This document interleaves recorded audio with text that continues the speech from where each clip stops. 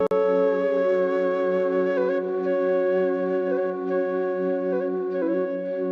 आपने कश्यप ऋषि का नाम सुना है? बड़े ही महान ऋषि है।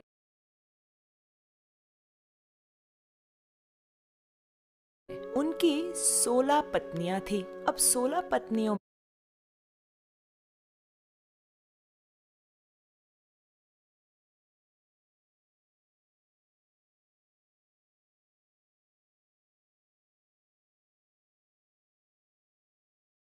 में से एक का नाम था कद्रु और दूसरी का नाम था विनीता।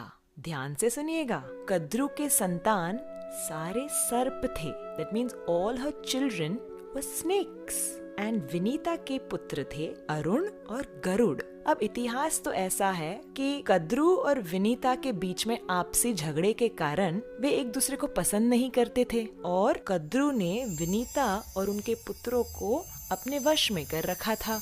गरुड़ जी ने बहुत तपस्या करके स्वर्ग से अमृत प्राप्त किया और अमृत के द्वारा अपनी माता विनीता और अरुण और स्वयं को कद्रु के कब्जे से आजाद कर दिया। तब से गरुड़ को सर्प के प्रति बहुत ही ईर्ष्या है। तब से गरुड़ जी और सर्प की बनती नहीं है और जहाँ भी सर्प देखते गरुड़ उसे खा जाते। Wherever he would see snakes, he would eat all the snakes। अब जो स्नेक्स की माता थी कद्रु, ये देख के उसे बहुत टेंशन होता था कि मेरे सारे परिवार को ये खा जाएगा। कद्रु गई ब्रह्मा जी के पास। ब्रह्मा जी, मेरी सहायता कीजिए, मेरी मदद कीजिए, ये गरुड़ तो सारे सर्पों को खा जाएगा, हमारा समाज समाप्त हो जाएगा, कृपया हमारी रक्षा कीजिए। अब ब्रह्मा जी गरुड़ के पास आते हैं और गरुड़ से कहते हैं, गरुड़, इतना सारा विध्वंस तुम मत करो इन सर्पों का। एक योजना बनाते हैं जहाँ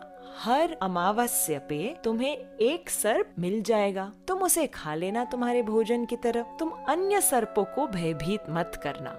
गरुड़ जी मान गए और इस योजना के अनुसार हर अमावस्या पे एक एक सर्प के परिवार से एक सर्प गरुड़ जी के पास पहुंच जाता था। अब ऐसे करते करते कालिया नाग के परिवार का टर्न आ गया। He had to send one snake to Garuda जी। कालिया ने कहा, मैं नहीं भेजूंगा, मेरे परिवार से कोई सर्प नहीं जाएगा।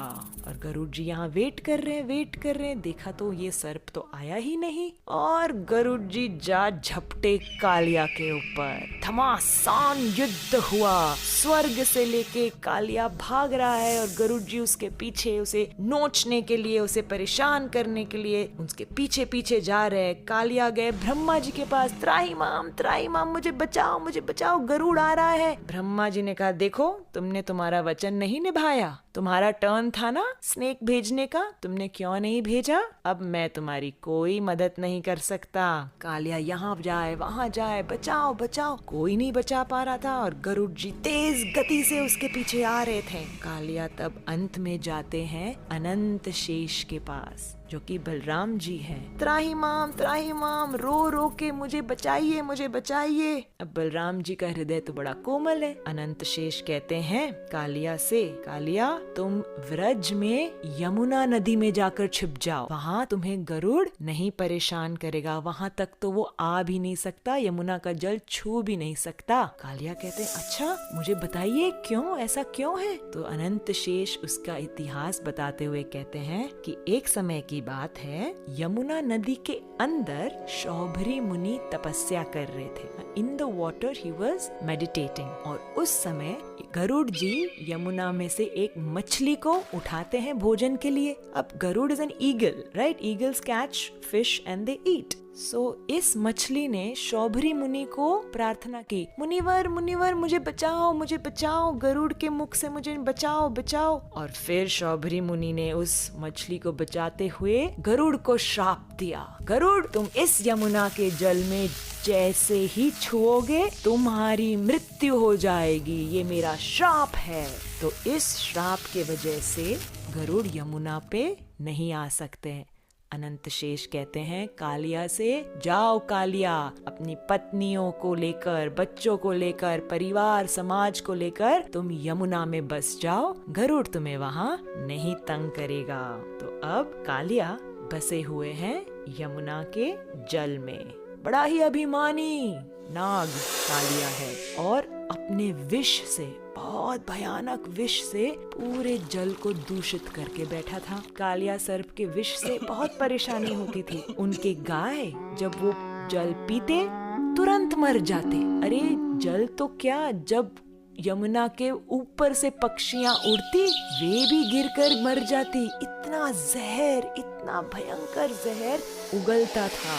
कृष्ण सोच रहे थे मैं कैसे इस कालिया को यमुना से निकालूं।